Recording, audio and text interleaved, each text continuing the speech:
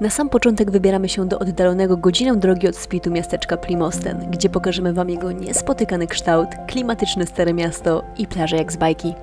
Następnie po drodze odwiedzimy historyczny Szybenik, gdzie podziwiać będziemy jego niesamowite zabytki i celowo zgubimy się w krętych uliczkach jego starówki. Wieczorem dotrzemy do Zadaru, z którego to nazajutrz wybierzemy się na całodniowy trip autem po wyspie Pag, a tam czekać na nas będzie masa zabawy, wodnego szaleństwa i widoków jak nie z tej planety. Na koniec jeszcze raz wybierzemy się do Plimostenu, żeby pokazać Wam całkiem serio jedne z lepszych chorwackich plaż i odcinek zwieńczymy wieczornym spacerem po Zadarze. No to co? Ruszamy!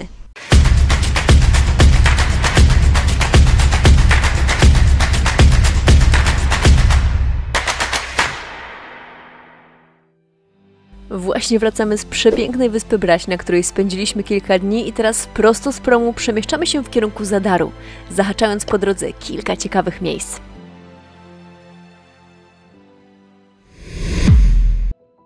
Dotarliśmy do Plimosten, parking 2 euro za godzinę i właśnie idziemy na plażę, ale z tego co widziałam z samochodu jak jechaliśmy, to może być taka sztośna miejscówka, że po prostu brak mi słów.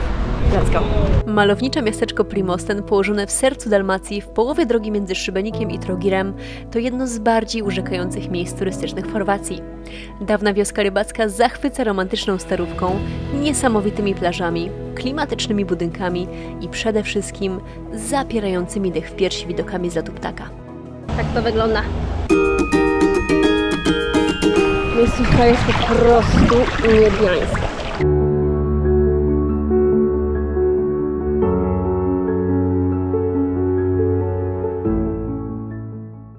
Przepięknie.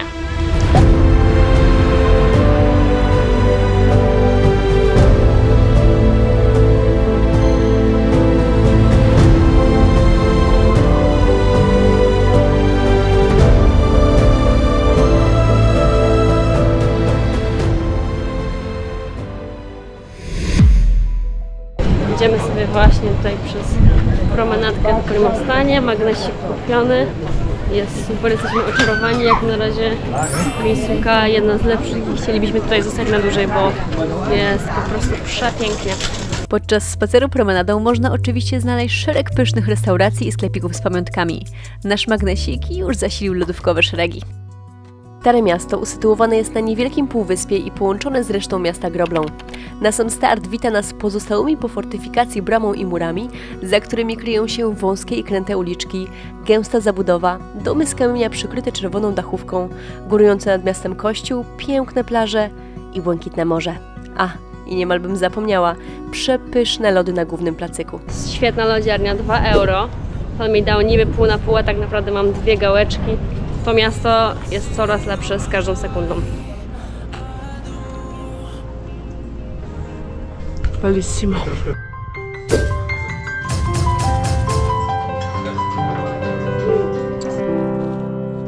Almost defeated.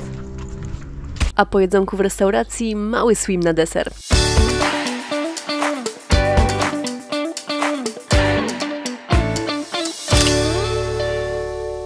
Wykąpani opuszczamy Stare Miasto, idziemy po auto i jedziemy niecałe 30 km do innej znanej miejscowości. Teraz po drodze przyjechaliśmy do miejscowości Szybenik na szybki spacer i idziemy chyba tam w kierunku Starego Miasta. Zobaczcie, jak to wygląda. Ale zanim zwiedzimy miasto, to zobaczcie na szybko Szybenik z lotu ptaka.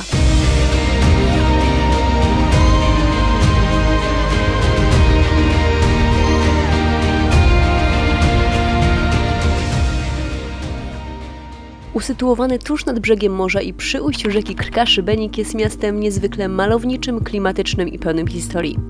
Dzisiaj swą popularność zawdzięcza przede wszystkim starówce wpisanej na listę Światowego Dziedzictwa UNESCO, w kierunku której właśnie zmierzamy. Nasza łódź, jak ktoś wypytał. No i tutaj wizytówka miasta, czyli katedra Świętego Jakuba, budowana przez ponad 100 lat. Co ciekawe, jest to jedyna katedra na świecie w całości z kamienia, którą zbudowano bez użycia zaprawy murarskiej. Kamienie zostały po prostu ułożone na siebie i przylegają do siebie na tyle mocno, że katedra przetrwała kilka wieków i wiele trzęsień ziemi. W Szybeniku są też koty. Dzień dobry panu. Nam ogólnie w Szybeniku najbardziej podobała się cała okolica Starówki. Jej urokliwe kamienice, ciekawe zdobienia, kolorowe drzwi, pnące się kwiaty i wyłożone kamiennymi płytami uliczki, kreujące prawdziwy labirynt zaułków, gdzie tuż po chwili totalnie da się zgubić. Jest 22, dotarliśmy na miejsce i dzisiaj zatrzymujemy się i przez najbliższe dni w apartamencie Marika. Zanim home tour, to tym razem zatrzymaliśmy się w apartamencie Marika Amazing View zlokalizowanym około 3 km od ścisłego centrum. Był to strzał w dziesiątkę, bo za 960 zł za 5 nocy otrzymaliśmy fajne mini mieszkanko w cichej okolicy z darmowym parkingiem, z którego bez stania w korkach mogliśmy podróżować po okolicy. Także gorąco polecam. Proszę bardzo, łazieneczka. I tutaj mamy taki dosyć duży pokój. I tutaj mamy widok na morze, którego teraz nie widać, ale gdzieś tam. My właśnie wstaliśmy, pogoda rewelacja. Jedziemy na wyspę Pag i tam zaliczymy 2-3 fajne plaże. Po drodze jest przepiękny most, który postaram się nagrać z drona. Także kolejny dzień plażowy przed nami. Pogoda, jak widzicie, jest cudowna, także będzie ekstra. Do zobaczenia.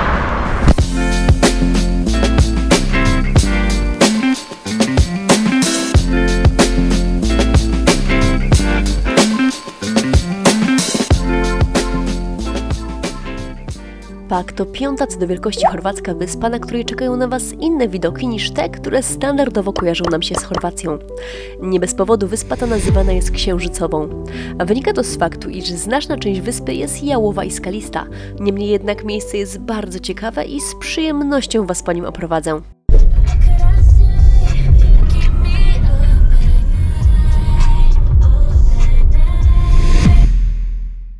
Idziemy teraz zobaczyć most, który tutaj łączy nam właśnie wyspę Pag z lądem.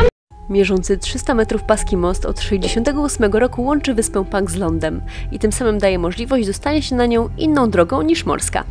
Cała okolica mostu prezentuje się szczególnie surowo z uwagi na panujące tam warunki i bardzo silne wiatry, które niekiedy dochodzą nawet do, uwaga, 220 km na godzinę. Jeżeli ciężko Wam w to uwierzyć, to rzućcie okiem na ten oto filmik. Mi osobiście tamten rejon od razu nasuwał na myśl jakieś horrory nagrywane na pustkowiu, typu Wzgórza mają oczy i tym podobne. Ale to tylko ja i moja dziwna wyobraźnia. Jesteście bezpieczni. Właśnie przejeżdżamy przez paski most na wyspę Pag i jedziemy teraz na plażing, na plażę Bosana. Jesteśmy przed plażą Rosenborg, nie pojechaliśmy na Bosanę, bo było dosyć daleko z klifu na dojście i jesteśmy tutaj. Jest dużo aut i z tego, co wyczytaliśmy na internecie, trzeba parkować przed znakiem zakazu, bo jest 60 euro mandatu i tam widzę w oddali znak, więc stanęliśmy sobie elegancko tutaj i idziemy plażować. Let's go!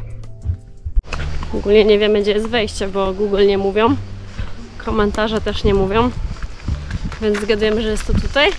Tutaj wrzucam Wam pomocnicze kadry z Google Maps i ścieżkę, którą wybraliśmy.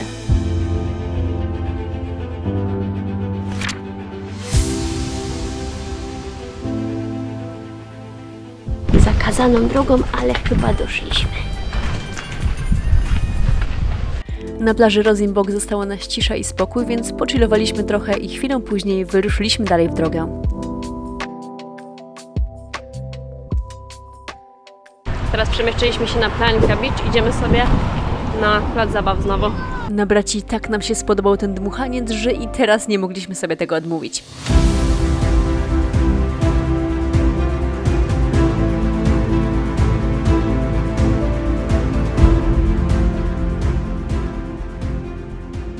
Tam za mną widzicie już park, na który właśnie się wybieramy. Jest co prawda mniejszy niż ten na Zlatnim Bracie, ale ma poduchę do wyrzucania, której zawsze chcieliśmy spróbować. Także lecimy. 60 minut za 13 euro, pół godziny za 10 euro, także no nie opłaca się, lecimy na całą godzinkę.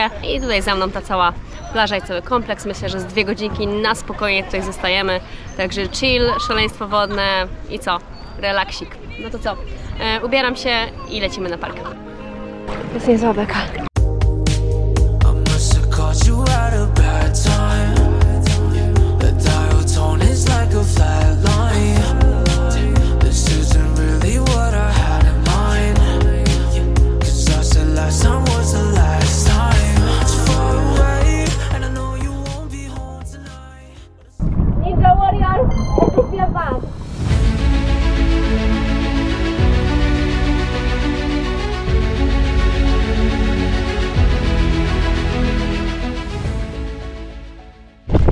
Uwaga, najlepsza atrakcja.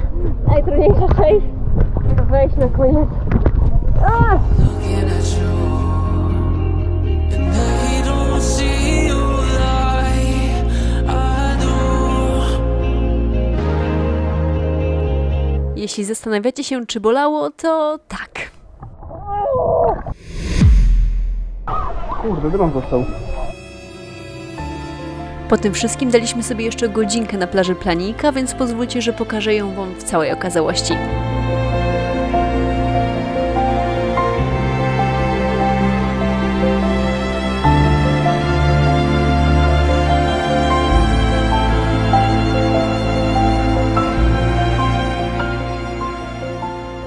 Jak już słońce zaczęło nas podpiekać, to wyruszyliśmy do kolejnego miejsca w naszym dzisiejszym harmonogramie.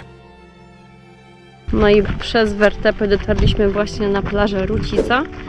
I tutaj też zaczyna się taki słynny hike, trail, taka droga, nazywa się ona Life on Mars i rzeczywiście krajobraz jest tutaj taki pustynny, nic tutaj zupełnie nie ma, tylko skały.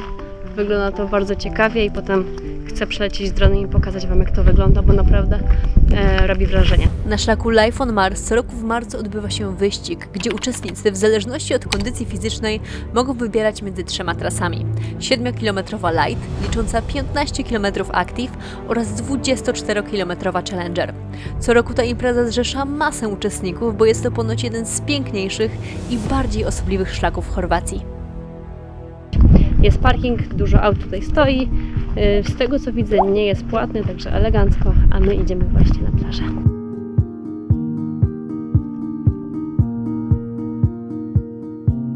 I w tym właśnie miejscu zaczyna się trasa Life on Mars i tutaj kilku śmiałków, których udało mi się akurat uchwycić. No i kilka kadrów z plaży Rucica na wyspie Pag.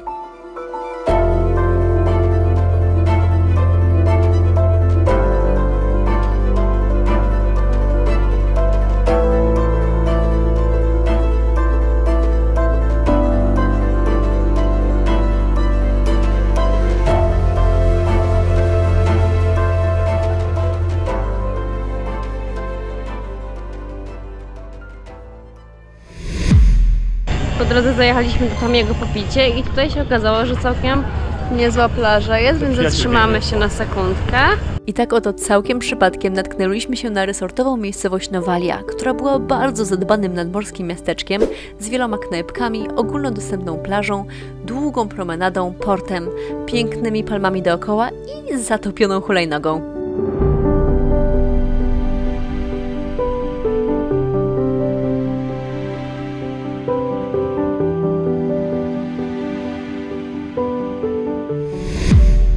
Przyjechaliśmy znowu do Primostenu i znaleźliśmy sobie taki parking bardzo duży w lesie, darmowy po lewej stronie miasta i idziemy obczaić, jaka tutaj jest zatoczka. Jeżeli będzie fajnie, to zostaniemy, a jak nie, to idziemy tam, gdzie byliśmy poprzednio. Woda wygląda rewelacyjnie, także beach day, czas start. No to zapraszam na piękną plażę porad i kilka szybkich kadrów, zanim wskoczymy do wody.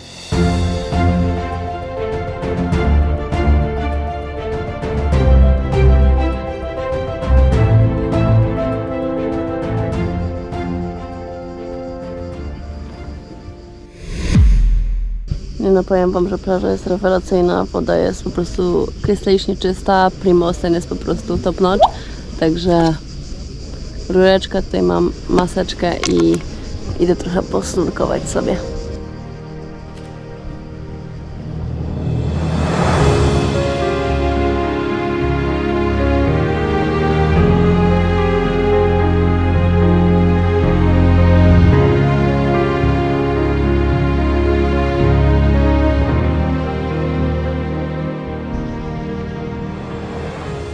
Idziemy sobie właśnie 15 minut spacerkiem do centrum Primostenu. Byliśmy tu na plaży, a teraz idziemy do tej głównej części, na koniec tego cypelka, który ostatnio nagrywałam. Polecam spacer z plaży porad do miasta, bo oferuje on chyba najlepszą perspektywę na stare miasto Primosten. Zresztą zobaczcie sami.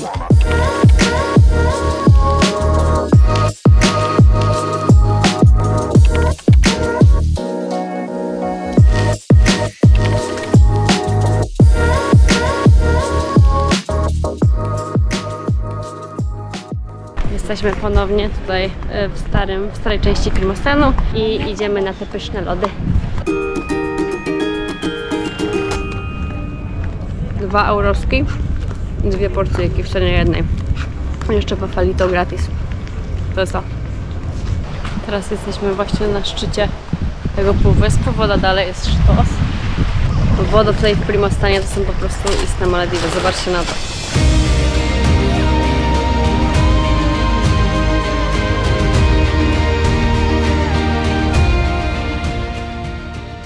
Co ciekawe, plaże, na które właśnie patrzycie, czyli Mała Raduca i Velika Raduca, znalazły się na liście 10 najlepszych plaż w Chorwacji i ciężko się z tym nie zgodzić.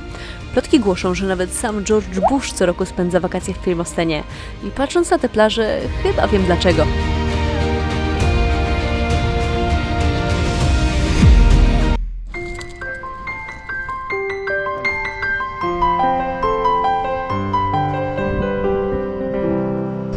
Łukasz się nie chce ze mną bawić, więc idę sama do wody. On jest grumpy i będzie tutaj leżał. Powiedział, że mam się iść bawić z tymi dziećmi, ale nie ma innych dzieci. Chwilę samotnie posyrenowałam i potem poszliśmy do restauracji na Starym Mieście.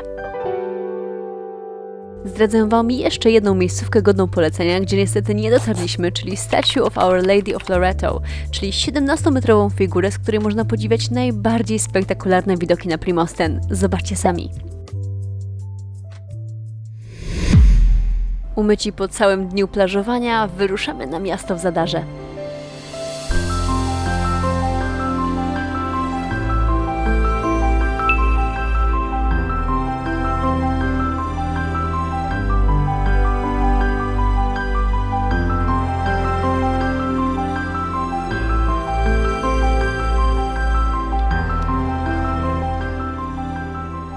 Właśnie dochodzimy na słynne tutaj te morskie organy i jest wręcz przerażający dźwięk. Jak morskie orgule. Morskie orgule. Jakiś soundtrack z horroru. Jak się okazuje, pod kamiennymi schodami znajdują się różnej długości i szerokości rury, z których wydobywa się dźwięk. W sumie jest ich 35, a osadzone w każdej z nich gwizdki mają za zadanie odegrać 7 akordów w 5 tonacjach. Dzięki wpływającym do wnętrza rur falom z umieszczonych gwizdków wydobywają się takie oto dźwięki. Oto soundtrack organów morskich w Zadarze. Creepy. Czuć bit przez te dziurki. Niezłe. No i to by było na tyle z naszych 3 dni w tej okolicy. W kolejnym odcinku zabierzemy Was na jeziora Plitwickie, pokażemy nieco więcej Zadaru i przede wszystkim zabierzemy Was w rejs do Parku Narodowego Kornati, bo to jest zdecydowany must-see. Natomiast jeżeli jeszcze nie widzieliście poprzednich odcinków, czyli niesamowitych atrakcji Splitu i okolicy oraz rajskiej wyspy Brać, to koniecznie obejrzyjcie. Standardowo zostańcie ze mną, bo widzimy się już niebawem. A jeżeli podobał Ci się filmik, to będę wdzięczna za łapkę w górę, komentarz lub ewentualnego subika. Dzięki za wsparcie.